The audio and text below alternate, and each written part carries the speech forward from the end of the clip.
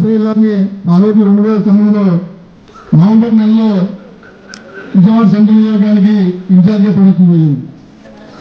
ఆ రోజు మొదలుకొని ఈ రోజు వరకు కూడా తెలుగుదేశం పార్టీ కార్యకర్తలందరినీ కూడా సొంత కుటుంబ సభ్యులాగా కృష్ణుడు పెట్టి ఆటో తీసుకునేటప్పుడు ముందు కట్టవలసినటువంటి పేమెంట్ను సొంతగా ఎంపీ గారి సహకారంతో రఘురామరాజు గారు దాన్ని కట్టి ఈనాడు కార్మికులు 70 మందికి వారి వృత్తులు మరింత దినదినాభివృద్ధించింది, ఆర్థికంగా నిలబడేటువంటి విధంగా ముందుకు సాగేటువంటి ఏర్పాటు చేయడం సోదరుని ఈ సందర్భంగా సెంట్రల్ నియోజకవర్గ తెలుగుదేశం పార్టీ నుంచి అభినందిస్తున్నాం. విజయవాడలో కదా ఆంధ్రప్రదేశ్ మొత్తంలోనే కార్మిక లోకానికి ఒక ఆశాదీపం కింద రఘురామరాజు గారు మారాడు. బోండమేశ్వర్ జన్మదినం సందర్భంగా ఇంకొక 20 వాహనాలు ఈ రోజున కార్మిక సోదరులకు అందించడం అనేది చాలా ఆనందంగా ఉంది. ఒక ప్రతిపక్ష నాయకుడిగా ఉండి ఆ రోజున నియోజకవర్గంలో అనేక మంది పెన్షన్లు ఇచ్చి రాష్ట్రంలోనే ఒక చరిత్ర సృష్టించారు బోండమేశ్వర్.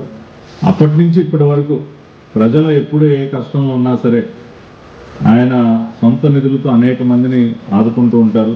అటువంటి వ్యక్తి జన్మదినం సందర్భంగా అటువంటి వ్యక్తి జన్మదినాన్ని ఇంకొక సేవా కార్యక్రమం ద్వారా మనం జరుపుకోవడం అనేది చాలా అభినందనీయం. దానికి గొట్టుముక్కల రఘురామరాజు గారిని ఖచ్చితంగా మనందరం కూడా మన కర్తవ్య దంపతుల మధ్య అభినందించాలి.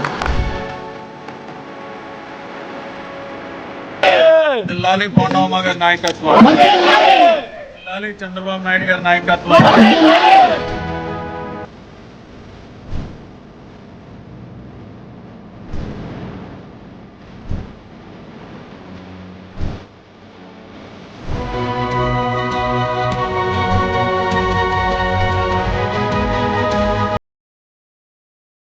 సెంట్రల్ శాసనసభ్యులు మా అన్నయ్య బోండమేశ్వరరావు గారి జన్మదినం సందర్భంగా ఇక్కడ కార్మికులకి 20 ఆటోలని ఇవ్వడం జరిగింది.